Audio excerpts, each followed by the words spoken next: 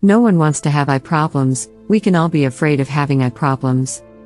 When we have problems with our eyesight, this can prevent us from doing our daily tasks.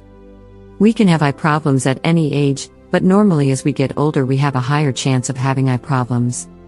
It's normal to have eye problems when we are over the age of 60. Your vision is not as good as it used to be.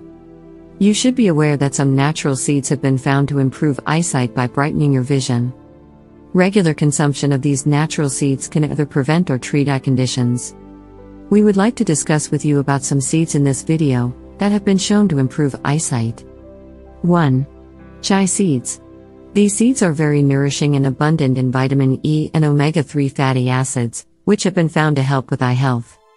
If you have eye issues, regardless of your age, you should include chia seeds in your diet. You will notice changes quickly. 2. Flax Seeds.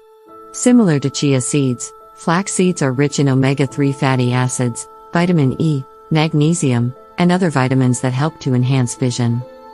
Additionally, studies show that consuming flax seeds on a daily basis can improve your vision and help you control your blood pressure.